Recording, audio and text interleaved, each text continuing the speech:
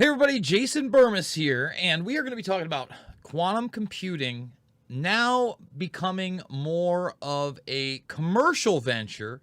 So in other words, you're seeing some of these technologies now making their way into the public arena, and I think that this is an extremely important topic because it continually ties into what? The Google NASA connection. In fact, the two videos that we are going to highlight here today are directly from Google. So I want you to keep in mind, that is going to be part of the propaganda, the sales pitch, the finish.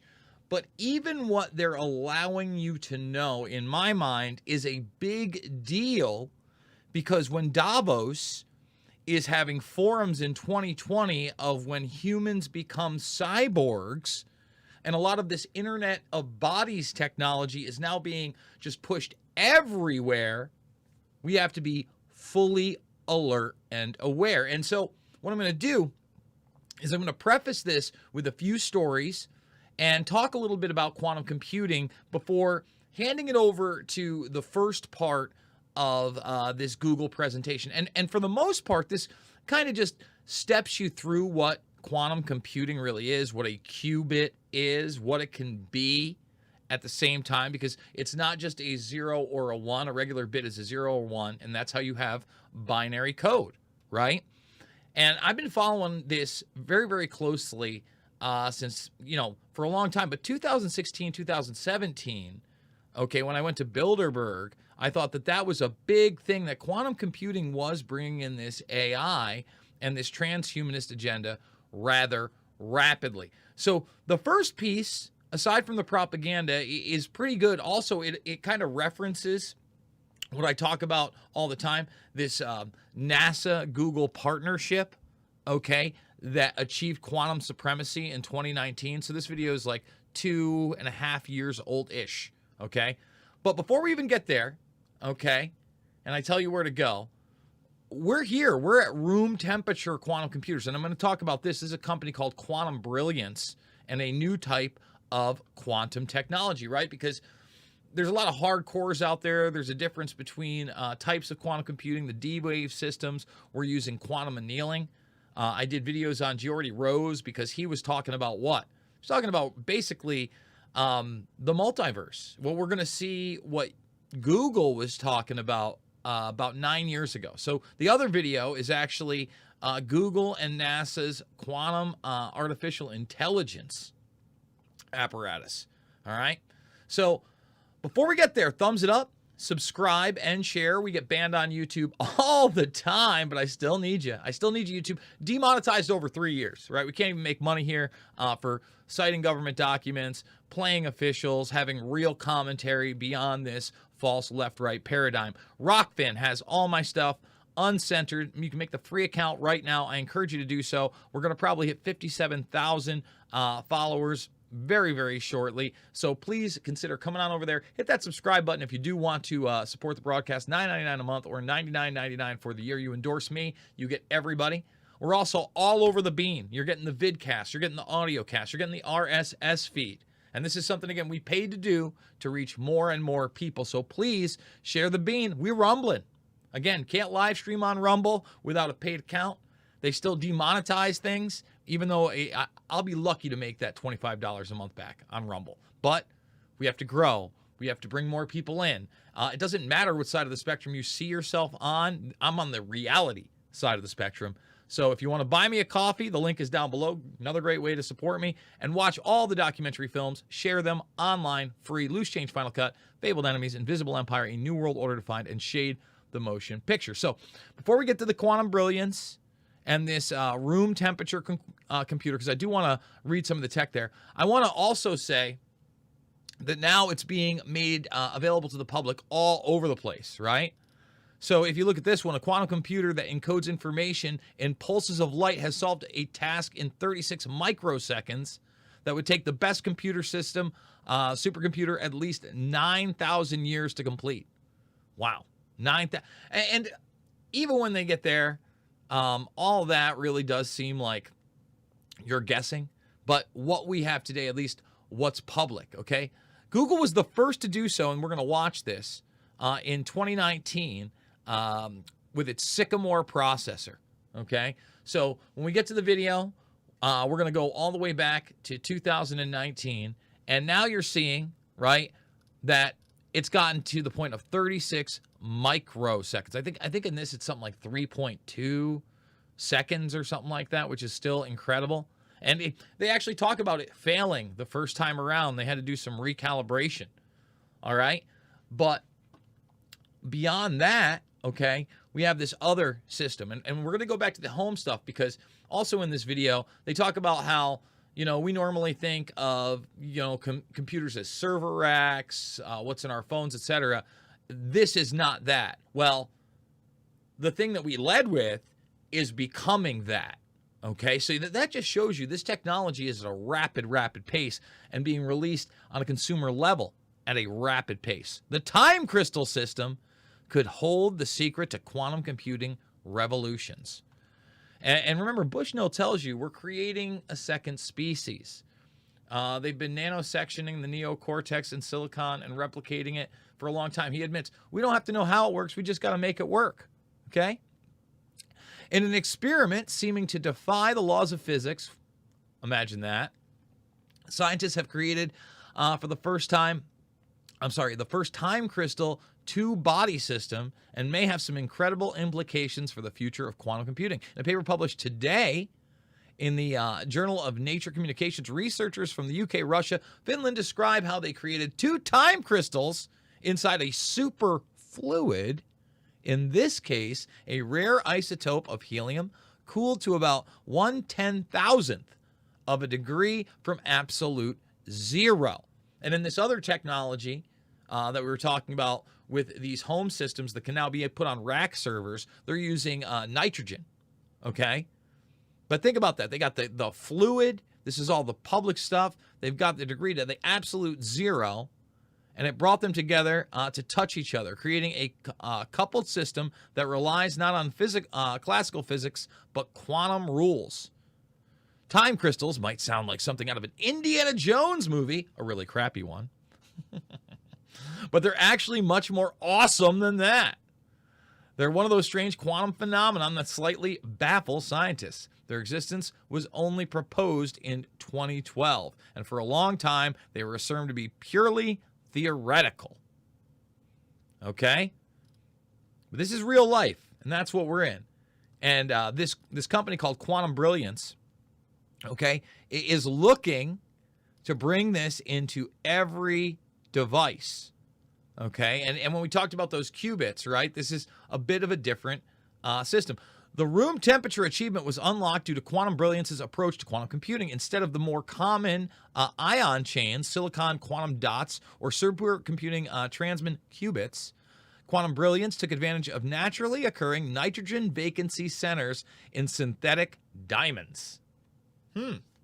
These vacancy centers amount to defects in the diamond structure, which feature a photoluminescence capability that allows for the qubit's spin states to be reached based on an emitted light characteristic without directly interacting with the qubits.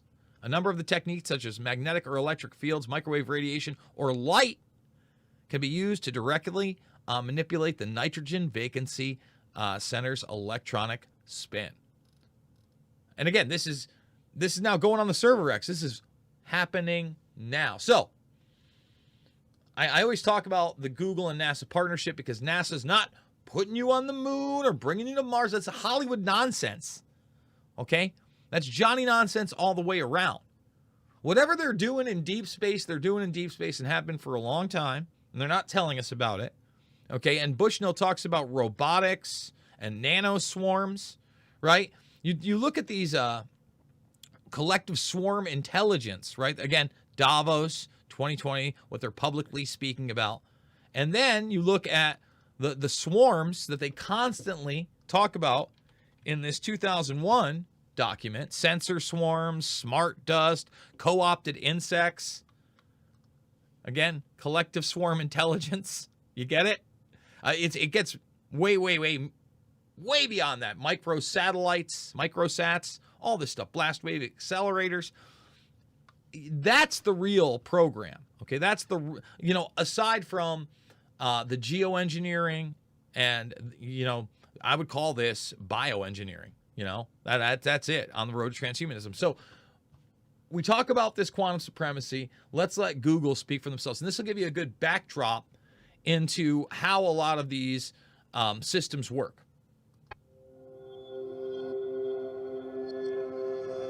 The tantalizing promise of quantum computers is that they can do certain tasks exponentially faster than classical machines. And the quantum supremacy experiment is proof that this is indeed the case.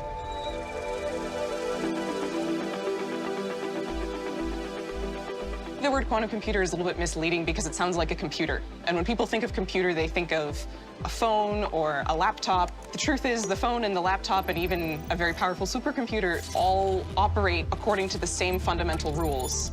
And a quantum computer is fundamentally different.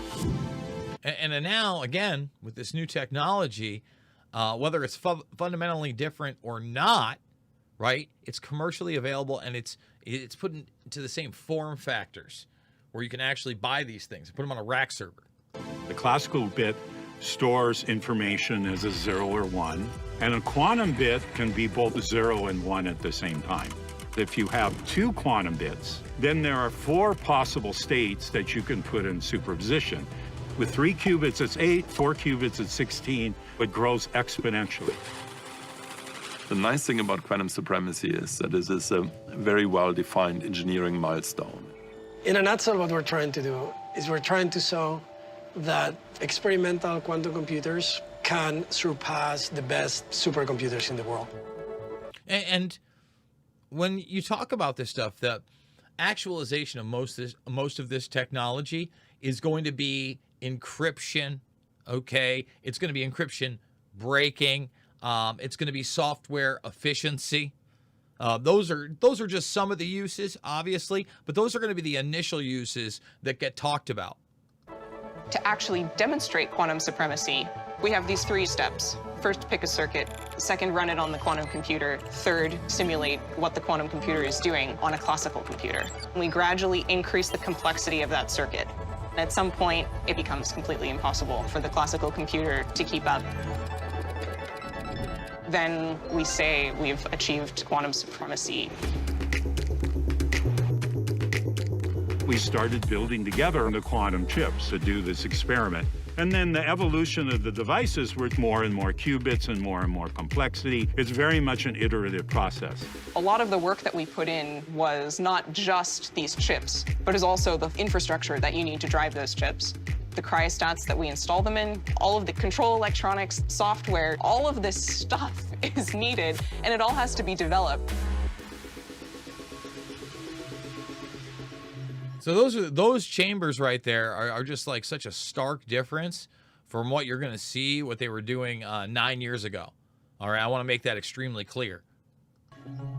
When the experiment started, we were getting data from the experimentalists. We saw initially a beautiful straight line corresponding to our predictions. Then, right before we hit supremacy, it dropped much faster and it fell below the threshold where it needed to be.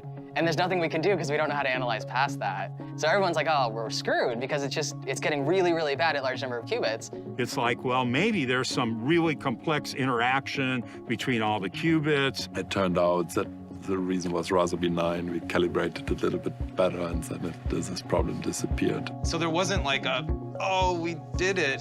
I think we crossed it, and then it wasn't clear that we crossed it, so we crossed it a little bit further. It took me like a day to realize, like, hold on, this is actually experimental data. It's kind of amazing to see, how well the theory works. The processor that achieved quantum supremacy is called the Sycamore processor. And it's parallel processing 2 to the 53 states, which is 10 million billion. And thus that enormous amount of parallel processing is what gives it the power. When we run small chunks of the computation in the largest supercomputer in the world, our estimate is that it will take thousands of years to complete the full computation. So there it is, 3 minutes and 20 seconds. And in only 2.5 years, a different processor has gotten it down to 36 microseconds. Technologies are born this way. Let's say the space age started with a satellite orbiting Earth, and it was not doing much. It was just beeping. The big And check it out. Like that's, you notice how they put in the NASA propaganda right there. You get it? See how that goes right there? The NASA propaganda. That's because it's part of the same team, same apparatus. That's why we just did that video on the Masquerade. Okay, if you haven't seen that, Musketeers, you need to see that because it shows you also the Central Intelligence Agency and NASA are very much in bed together, and it's more about the Strategic Defense Initiative Organization, aka the Star Wars program that started in the 80s, the weaponization of space. And, you know, later today, when I talk about Biden and Putin, I'm going to be doing a video on that because now Biden's going to be giving these weapons directly to the Ukraine that supposedly cross a red line. Well, Russia weaponized space as well. So, you know, they right at our pace, and who knows what they actually have and whether they're bluffing and what goes on behind the scenes that we don't hear about. All right? So I thought it was really important to point out that they slide in that NASA propaganda because it's a partnership. technical achievement of quantum supremacy was really dependent on all this young talent who's kind of taken this and gotten it to work at a very technologically capable level. We have reached a new computational capability. There are certain computations, the only place in the world where you can compute those things is here in our data center at Google Santa Barbara. At least For the first time, we're showing that we can solve a problem that is just infeasible to do on the biggest computers ever made by civilization. And what's exciting is now we're ready to turn this over to the world and say, let's figure out what we can do with this. The thing that excites me most is building a useful quantum computer. When we can give a researcher a tool that is unlike any other and say, great, figure out something cool to do with it. Mankind is pretty good at that. Yeah, except for the NASA guy says that we're going to have to merge with the machines. That's eventually what that's not really great for the species. So this piece here, and remember, that's about 2.5 years ago. This piece here is about 9 years ago, and it's a little more cheeky, but it reveals what these guys really think, and they talk about a multiverse. And I want to say this right now. I think they're misrepresenting. I think they're wrong. I don't think the multiverse is a real thing. I think that when you talk about what's being promoted now as the theories of reality, a lot of people like to go with that matrix simulation theory, right? And then you also have the multiverse, which I think are very similar because they eliminate any possibility that religion is real in any way, any organized religion or any religion for that matter, right? That there could be intelligent design or some kind of a deity, because everything has to be possible. I suppose in the multiverse, right? The way they want to theme it, everything has to occur, which is absurd, and that takes away from our free will. And so would a simulation would take away from our free will. It would all be pre-programmed. And that's what they want you down to, zeros and ones, okay? Non-binary. That's why it's part of the trans movement. It's really a transhuman movement into believing that nonsense, okay? Nothing to do with your sexuality.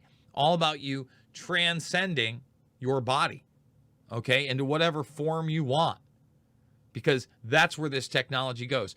So we're going to go to this right here where they promote the multiverse. And again, I'm not the one saying these things. This is Google and NASA. Who was it that said, if you think you understand quantum physics, you don't understand quantum physics? Consciousness, intelligence, Free will, determinism, black holes, protecting the planet from asteroids, Heisenberg uncertainty principle, atoms, ion traps, nuclear magnetic resonance, superconductors, photons, Artificial intelligence, machine learning. past and future, classical physics, time travel. I mean, the whole thing. I can tell it's going to get very hot as I start speaking, so tell me if I start to look really shiny. Quantum physics puts everything into question. it defies every intuition you have about the natural world. And by the way, that guy I've done videos on as well. And you see where all the funding's coming from, right? And it's coming from Bezos. It's coming from the Defense Department. It's coming from Goldman Sachs, right? Yeah, the D-Wave machines in particular. Quantum is a very strange regime of physics. Things can exist in this state of superposition where they could be like ghosting on each other, where they could be this and that at the same time. Entanglement. Quantum entanglement. Two objects, if they're quantum mechanically entangled, are still strongly related to each other, even though they can be a vast distance apart.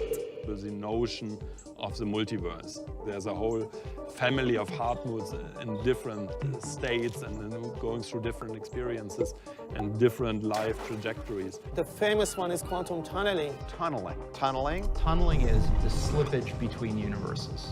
For a long time, people thought those effects only existed in the microscopic domain. Like atoms, electrons, photons.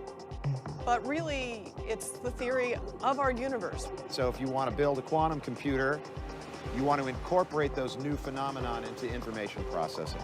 Maybe quantum computation is one of those instruments that's going to allow us to see quantum effects at the human scale. Google and NASA have teamed up to share one of the world's first commercial quantum computers. This machine, made by Canada's D-Wave, will be installed in a NASA research center in California.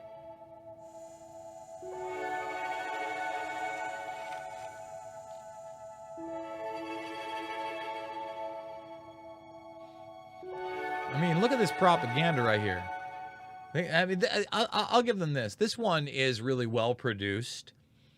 But again, oh, NASA and Google working together. And remember, this is just like, this is them coming off their whole don't be evil train, right? We're riding it when this is done and this comes off. It's like, you know, second term of Obama. YouTube is still pretty free. You know, very rare you're getting stuff even demonetized, let alone taken off that platform, right? So they're still portraying themselves as benevolent. Look, we're great. Quantum computing, NASA, woohoo!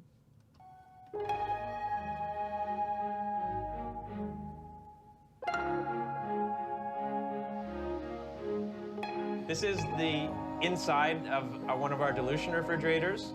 All of this infrastructure is to basically operate the chip at a temperature that's 2 orders of magnitude colder than interstellar space.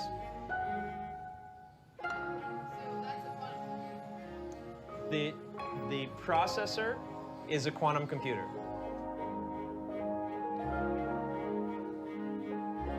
It uses things called qubits, as well as being either 1 or a 0. A qubit can also be both at the same time, therefore bringing about a quantum leap in terms of power.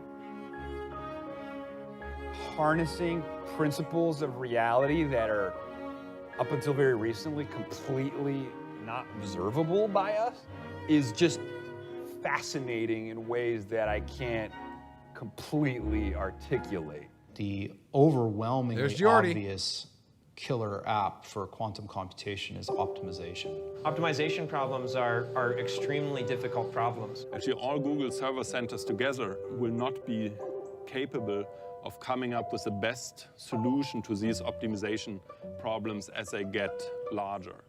So now, what is an optimization problem?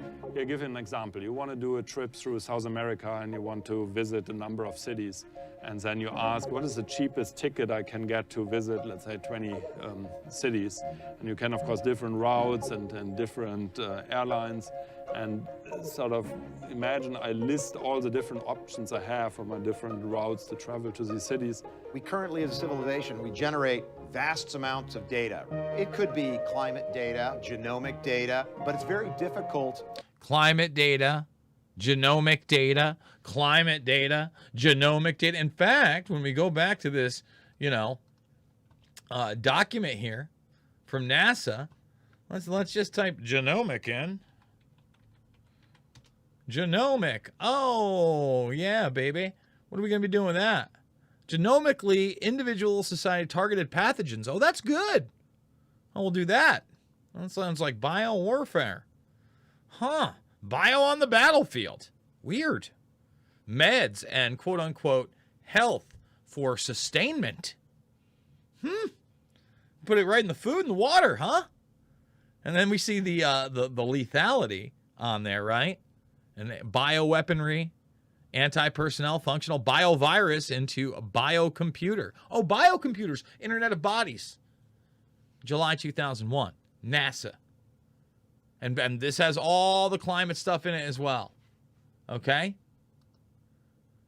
Genomic design and repair of the human species. Really? Wow. Global warming. All right here. Oh, optimization. I wonder what the solution will be with these optimization problems. To generate useful insights oftentimes from that data. If you can solve optimization problems better, you have an important resource at your hand.